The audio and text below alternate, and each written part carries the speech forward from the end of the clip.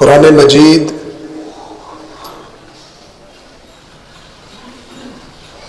لوگوں کی زندگیوں کو بدلنے والی کتاب ہے۔ قرآن ایک گائیڈ لائن ہے۔ قرآن مسلمانوں کے لیے راہبر، ایک مرشد کا کردار ادا کرتی ہے۔ یہی وجہ ہے حضرات صحابہ کرام رضوان اللہ علیہ مجمعین اس قرآن کے نزول کے بعد ان کی زندگیاں بدلتی ہوئی دکھائی دی۔ اگر اسلام سے قبل ان کی زندگی خیر پر نہیں تھی تو اسلام قبول کرنے کے بعد اس کتاب پر چلنے کی وجہ سے وہ دنیا کے عظیم ترین لوگ کہلائے، بلکہ اس کتاب نے ان کو صحابی بنایا، اور یہی کتاب تھی جس پہ چلنے کی وجہ سے کائنات کے رب نے اپنے نبی کے ہر ساتھی پر جہنم کی آگ کو حرام کر دیا۔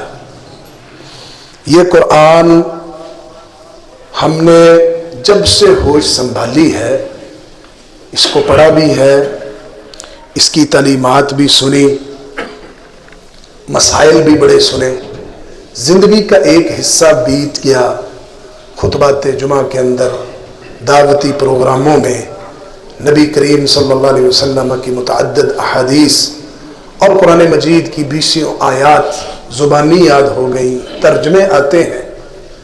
سب کچھ ہونے کے باوجود اس قرآن نے ہماری زندگی پر کوئی تبدیلی اس کی وجہ سے آئی ہے؟ ہمارے اوپر قرآن نے کو اثر کیا ہے؟ اس کی تاثیر سے ہم نے اپنے آپ کو بدلا ہے؟ کیا ہم نے قرآن سے فائدہ اٹھا کر کے ہم یہ کہہ سکتے ہیں کہ قرآن میری زندگی میں کتاب انقلاب ثابت ہوئی، قرآن میری زندگی میں مرشد کا کردار ادا کرتی ہوئی دکھائی دی، قرآن کو میں نے گائیڈ لائن بنایا، قرآن نے مجھے جہنم کے رستے سے ہٹا کر کے جنت کے رستے پہ چلایا؟ یعنی میری زندگی میں اگر اس کلام الہی سے کچھ اثر ہوا ہے تو میں بڑا خوش نصیب ہوں، میں اللہ کی رحمت کا حاصل کرنے والا ہوں۔ لیکن اگر قرآن کے مسائل، قرآن کا ترجمہ، قرآنی آیات، مسائل بار بار سننے کے میرے اوپر قرآن نے اثر نہیں کیا تو مجھے ایک لمحے کے لیے رکنا ہے، کیوں؟ قرآن بھی حق ہے، قرآن بھی سچ ہے، اس کو اتارنے والی ذات بھی حق اور سچ ہے۔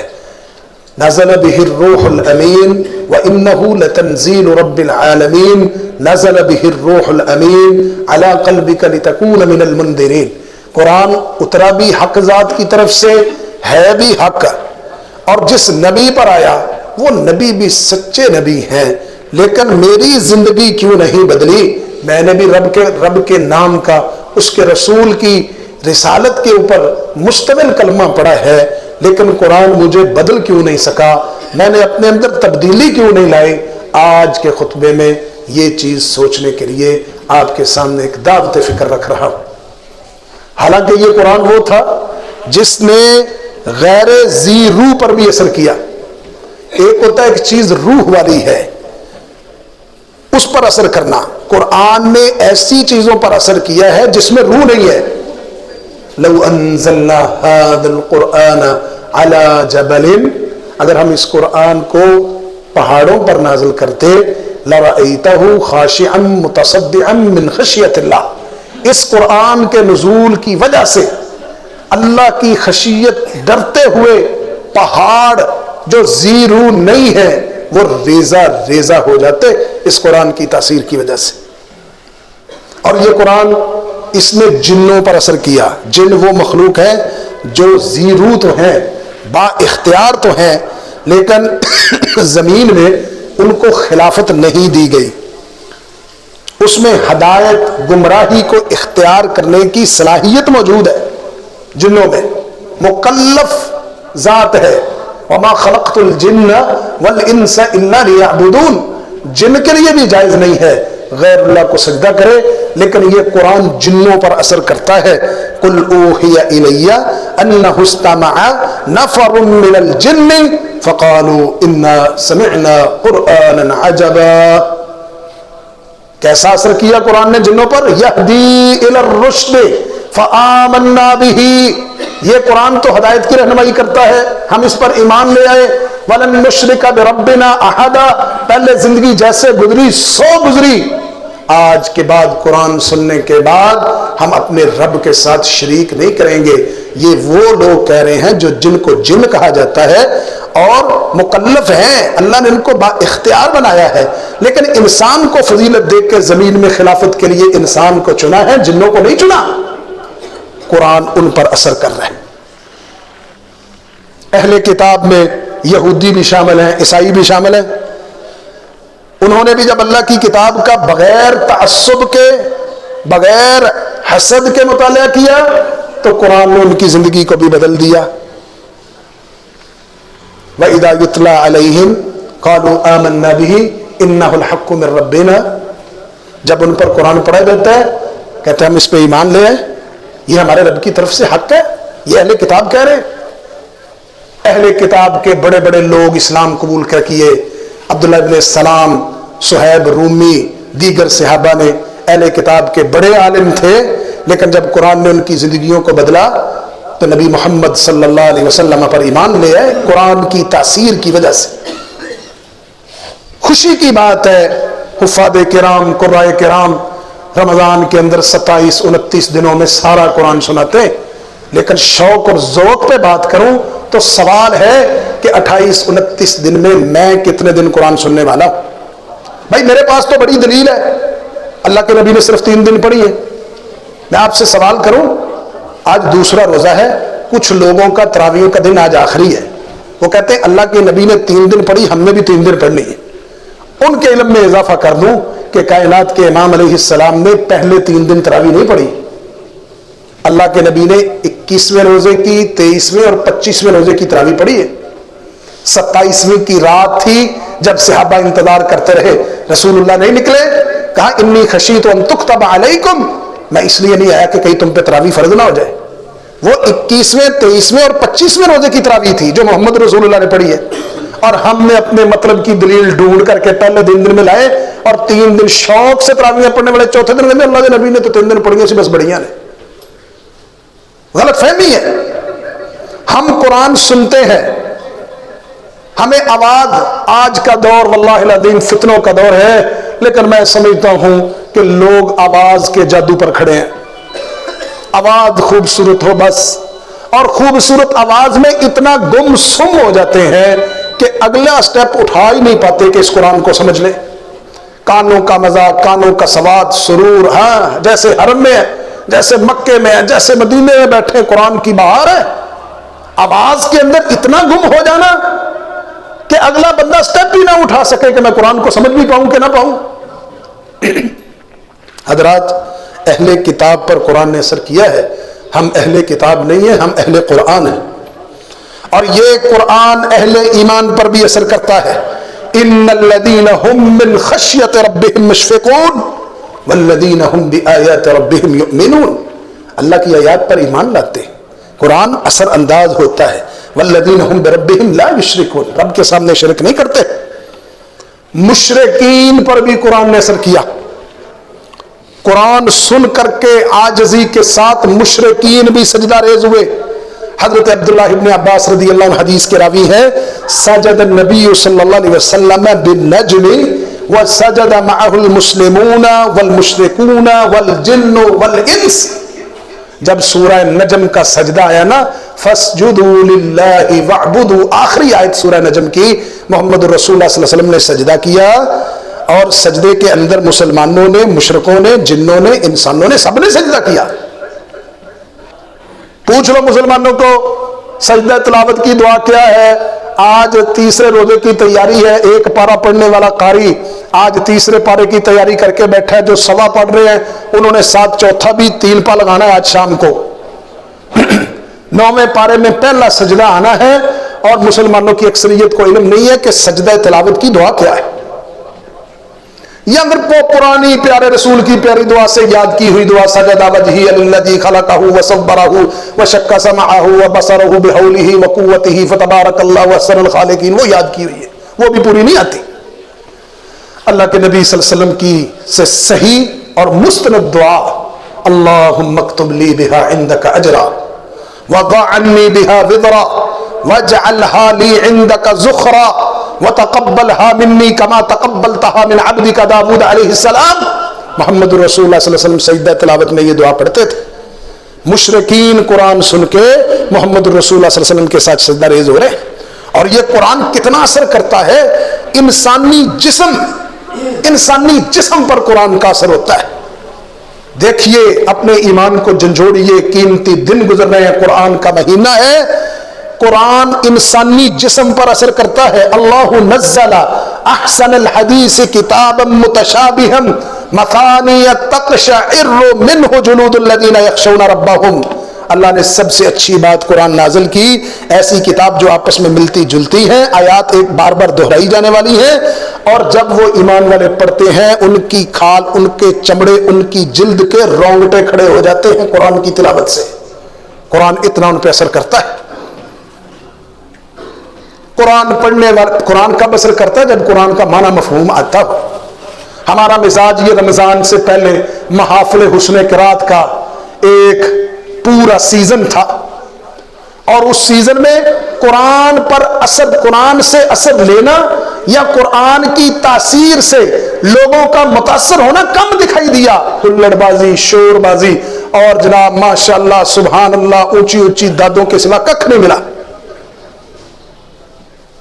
قرآن انسان کے جسم پر اثر کرتا ہے، رونگٹے کھڑے ہوتے تلاوت قرآن سے۔ اللہ کا قرآن کہہ رہا ہے، اور یہ قرآن انسان کی آنکھوں پر اثر کرتا ہے اگر شعور سے پڑھا جائے، انہماک سے پڑھا جائے۔ وَإِذَا سَمِعُوا مَا أُنزِلَ إِلَى الرَّسُولِ تَرَىٰ أَعْيُنَهُمْ تَفِيضُ مِنَ الدَّمْعِ مِمَّا عَرَفُوا مِنَ الْحَقِّ۔ ان کی آنکھیں آنسوؤں سے بہہ رہی قرآن کے اثر کی وجہ سے۔ رونا ہمارے دل فی نفسی ہی سخت ہے۔ قبرستان میں رونا نہیں آتا، فوت ہوئیوں پہ رونا نہیں آتا، مصیبت آزمائش والے لوگوں کو دیکھ کے ایک لمحے کے لیے رونا نہیں آتا۔ ہمارے نبی محمد صلی اللہ علیہ وسلم نے تعلیم دی، جب مصیبت زدہ کے پاس سے گزرو تو دعا پڑھو، الحمدللہ الذی عافانی مما ابتلی بہ وفضلنی علی کثیر ممن خلق تفضیلا۔ اللہ کا شکر کرو، اللہ نے تمہیں آزمائش سے بچایا۔ کوئی خوف ڈر ہماری جلد ہمارے جسم میں نہیں ہے۔ اٹھتے جنازے دیکھ کر، ہوتے ایکسیڈنٹ دیکھ کے، اموات، جوان لوگوں کی اموات سے آئے دن جنازوں کا اٹھنا، فوتگی کے اعلانات۔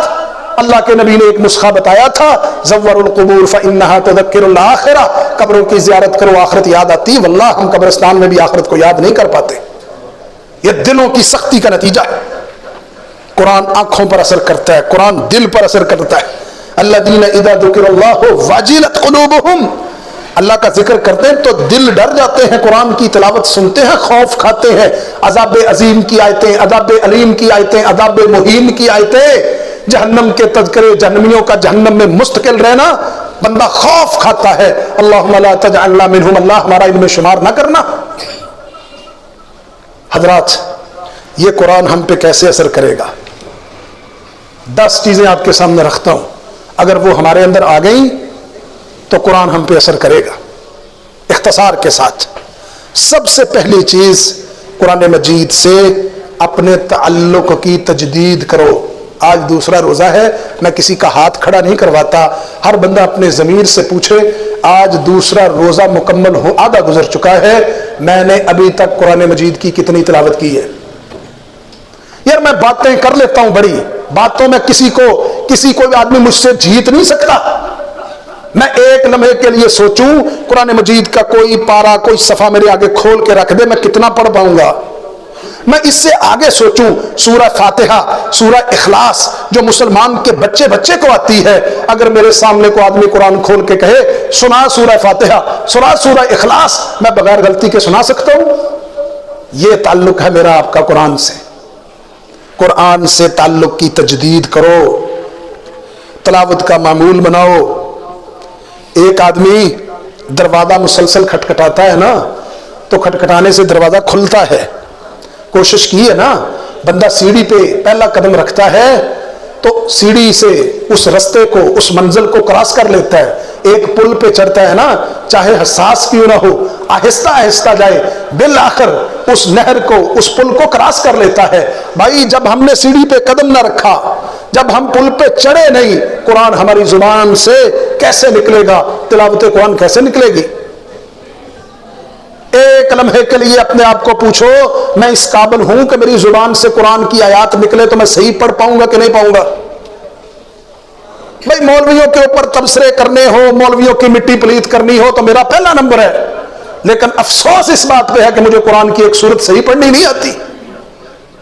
اگر چاہتے ہو قرآن ہم پہ اثر کرے تو قرآن کو, اپنی زبان کو قرآن پڑھنے کی عادی بناؤ, پھر قرآن اثر کرے گا. دوسری بات, رمضان آ گیا ہے, اخلاص کا دامن نہ چھوڑو. جو سحری اور افطاری کے مناظر ہم دیکھ رہے ہیں, ایک ہے ترغیب کے لیے, وہ کس حد تک ہے یہ بھی سوچنے کی بات ہے, لیکن جس طرح سحری اور افطاری میں ذاتی لیبل لگوا کر کے فلاں صاحب نے دسترخوان لگایا ہے 200 بندے کا, ان کی تعریفوں میں سحری اور افطاری میں کلابے باندھے جا رہے ہیں, مجھے بتائیے اخلاص کہاں پہ رہے گا؟ بھائی مجھے اللہ توفیق دے, میں اللہ کے رستے میں دسترخوان لگاؤں, لوگ میرے دسترخوان پہ بیٹھ کے کھانا کھائیں, میں بڑا خوش نصیب ہوں. میں سحری کے دسترخوان کو سجاؤں, میں افطاری کے دسترخوان کو سجاؤں, میں باغ باغ کے لوگوں کو بٹھا کے کھلاؤں, اپنا مہمان بناؤں, بڑی خوش نصیبی ہے. لیکن میں نے اخلاص کو مد نظر رکھنا ہے. اگر میرے عمل میں اخلاص نہیں ہے میں کچھ بھی نہیں کر سکتا, کوئی فائدہ نہیں ہے مجھے. آج قرآن کے ساتھ ہم مخلص نہیں ہیں. قرآن سننے کے, قرآن پڑھنے کے, سمجھنے کے مواقع موجود ہیں, وقت موجود ہے. قرآن سننے کا موقع یہ کہ ہماری مسجد کا امام قاری 1-1.25 گھنٹے میں تراویح پڑھاتا ہے, میں کہتا ہوں مجھے آدھے گھنٹے والی مسجد چاہیے. میں گھر میں موجود ہوں, اور کچھ لوگوں کا روزہ رکھنے کے بعد مزاج بن جاتا ہے سارا دن سو کے گزارنا, سارا دن سو سو کے اللہ پر احسان کرنا, اللہ کے خیر رہی روزہ پورا کر لیا.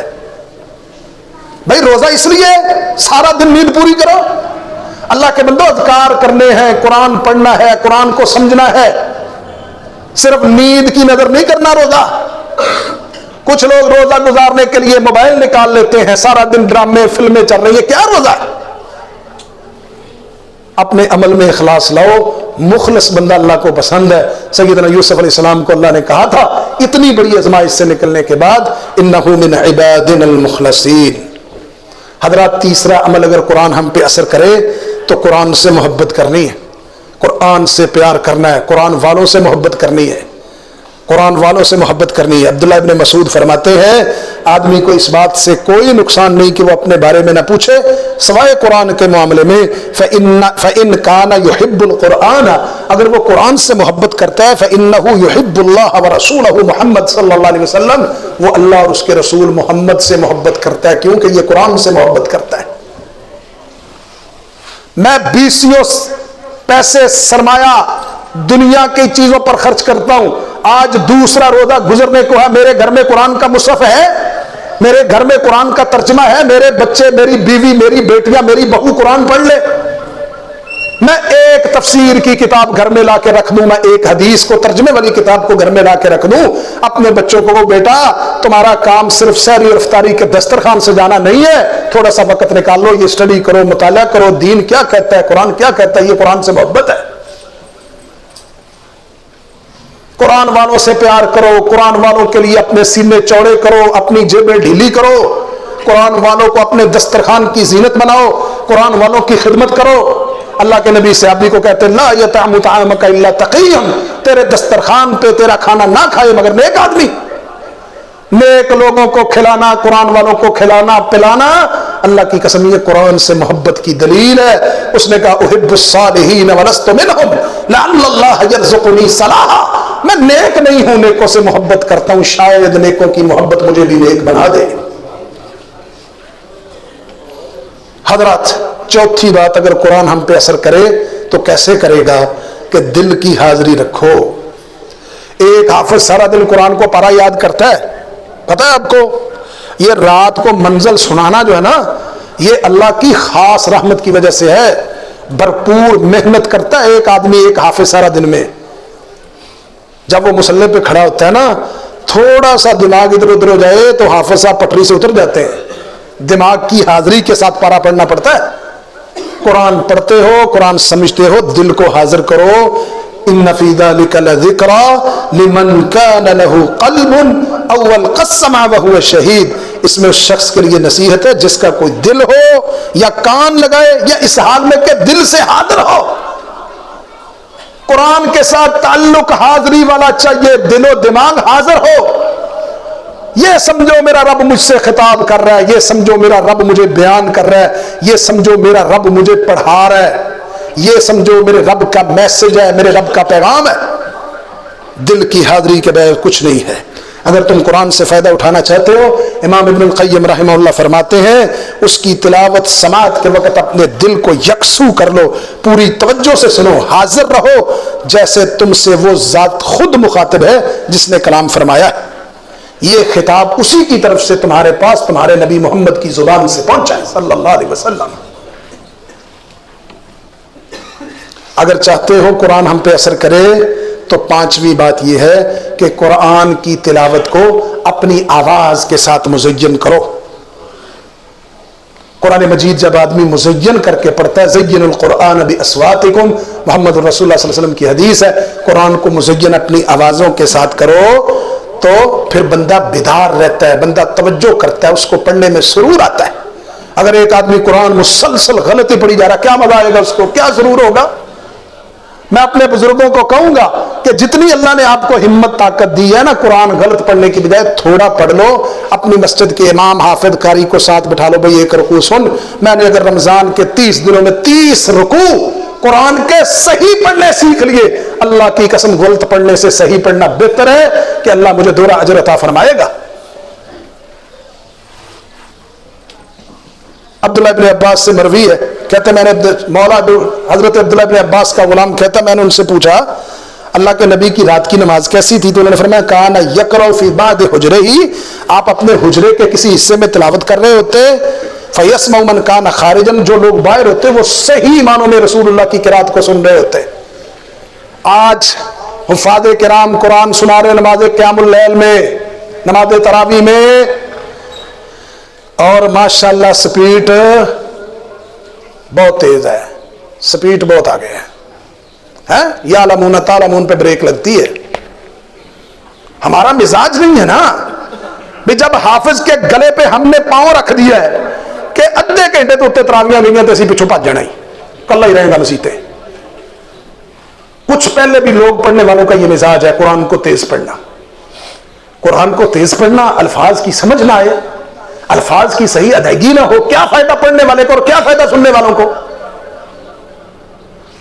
اللہ کا واسطہ ہے یہ جہاں پہ سپیٹیں تیز ہے نا ان سے جا کے معذرت کے ساتھ اخلاق کے ساتھ بات کرو یار آدھا پارا ایک پاؤ سنا لو ہمیں پتہ لگے تم پڑھتے کیا ہو. یہ یعلمون تعلمون کی بریکیں قرآن اثر نہیں کرتا ایسے. اچھی آواز میں قرآن پڑھو.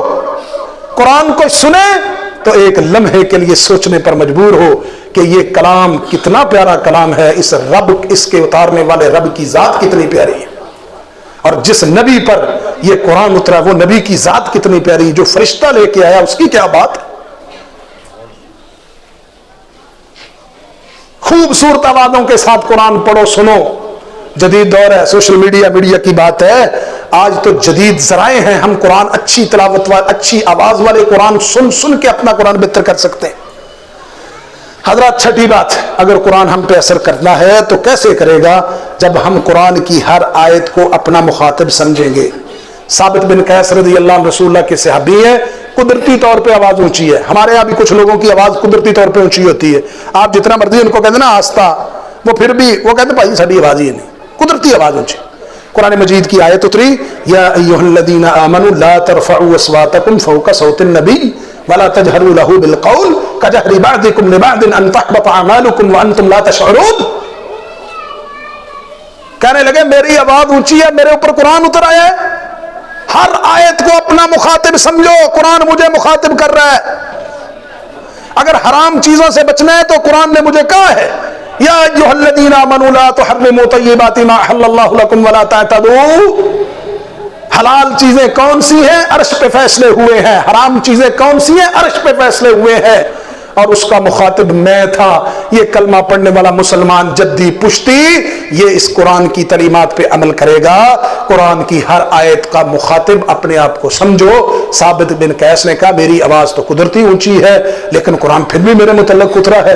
رسول اللہ کی مجلس چھوڑ دی. صحابہ پتہ کیا لائے کہ اللہ کے نبی وہ تو یہ کہتے ہیں. فرمایا جا کے ان کو خبر دو انک لست من اہل النار ولکن من اہل الجنہ. وہ تو میرا جان نثار ہے, وہ جنتی ہے, وہ جہنم والوں سے نہیں ہے. یہاں تو بات دوسرے لوگوں کی ہے جو اللہ رسول کی بات کے اوپر اپنی بات کو ترجیح دیتے. ہر آیت کو اپنا مخاطب سمجھو. اگر ہم سمجھ کے چاہتے ہیں کہ قرآن ہم پہ اثر کرے تو قرآن کو سمجھ کے پڑھو, تدبر سے پڑھو. قرآن سمجھنے تدبر کے بغیر کوئی زندگی نہیں بدل سکتا. اچھی تلاوت سن کے, اچھی قرات سن کے میں داد دیتا ہوں ماشاءاللہ, سبحان اللہ, حیاکم اللہ. یہ حلق سے اوپر اوپر کی باتیں ہیں ساری. اگر حلق سے نیچے قرآن کو اتارنا ہے تو پھر تدبر کرنا ہے, غور و فکر کرنا ہے قرآن کیا کہتا ہے. اور اس کا ایک طریقہ یہ ہے کہ قرآن مجید کو مثالوں کے سے, قرآن مجید کے جو قصے ہیں قصے, ان سے سبق حاصل کرو. لقد کان فی قصصہم عبرۃ لأولی الالباب. یہ قصے اللہ تعالیٰ نے جتنے بھی بیان کیے ہیں نا قرآن میں, ایک تو قرآن کا کوئی قصہ فی نفسی ہی قصہ نہیں ہے, سمجھانے کے لیے ہے, نہ ہی اس میں قصے کی ساری باتیں رکھی گئی ہیں. بہت سی چیزیں قصوں میں بھی اللہ نے سکپ کر دی, چھوڑ دی. کیوں؟ مقصد اللہ کا جہاں سے سبق حاصل کرنا تھا وہی چیزیں بیان کرنا تھا. اللہ قرآن میں مثالیں دے رہا ہے. وَيَضْرِبُ اللَّهُ الْأَمْثَالَ لِلنَّاسِ لَعَلَّهُمْ يَتَذَكَّرُونَ وَتِلْكَ الْأَمْثَالُ نَضْرِبُهَا لِلنَّاسِ لَعَلَّهُمْ يَتَفَكَّرُونَ. اس سے آگے بڑھو. چاہتے ہو قرآن ہم پہ اثر کرے تو قرآن مجید پر صرف تلفظ اور ادائیگی پہ زور نہیں, بالخصوص جو اہل قرآن لوگ ہیں, قرآن پڑھنے والے ہیں, ان کی بھاگ دوڑ صرف تلفظ اور صحیح ادائیگی پہ نہیں ہونی چاہیے. اس سے آگے اس کو سمجھنے پہ بھی ہونی چاہیے, اس کو سیکھنے میں بھی ہونی چاہیے. اگر چاہتے ہو قرآن ہم پہ اثر کرے, آج تمہارے پاس اتنے دن باقی ہیں, آج سے اپنے اوپر اس بات کو جو ہے نا لاگو کر لو. ہم نے امام کے پیچھے, قاری کے قرآن کے پیچھے کھڑے ہو کے رات کا قیام کرنا ہے. جب یہ قیام ہم کریں گے رات کو, ایک دفعہ شیطان کہے گا بہت تھک گیا تو, ایک دفعہ شیطان کہے گا اس کی کیا اہمیت ہے, یہ تو فرض ہی نہیں ہے. ایک دفعہ لوگوں کو یہ بات بھی کہتا ہے وہ چل چھڑ سویرے اٹھ کے کریں گے. جنہوں نے رات نہیں کرنا انہوں نے صبح اٹھنا نہیں. آپ ساری صبح 2 گھنٹے قیام کر لیں, امام کے پیچھے سنا ہوا پارا اس کے برابر صحیح حدیث ہے کتب لہ قیام لیلۃ. امام کے پیچھے کھڑے ہو کے پورا پارا جتنی دیر وہ پڑھاتا ہے جب تک ختم نہیں کرتا جو قیام کرتا ہے اس کو ساری رات کا اجر ملتا ہے. آپ صبح اٹھ کے 2 گھنٹے قیام کر کے ساری رات کا اجر کسی حدیث سے مجھے دکھا دے. تجربہ کرو, ٹرائی کرو قرآن سننے کی, کیا اثر آتا ہے تم پہ. شوق بڑھتا ہے, سیکھنے سمجھنے پہ تم قدم اٹھاتے ہو. ایک لمحے کے لیے میں صف میں کھڑا ہو جاؤں اس نیت پہ کہ میں نے قرآن سے تعلق مضبوط کرنا ہے. میرے کان ترس چکے ہیں, ان میں قرآن کی آواز بڑی کم پڑتی ہے. میرا دماغ گرد الود ہے, زنگ لگا ہوا ہے میرے دماغ کو. قرآن کی پالش سے میں نے اپنے دماغ کا زنگ اتارنا ہے. اگر یہ 8-10 کام ہم اپنی زندگی میں کر لیں تو قرآن میرے اوپر ویسے ہی اثر کرے گا جیسے رسول اللہ صلی اللہ علیہ وسلم کے صحابہ پر قرآن اثر کرتا رہا. وآخر دعوانا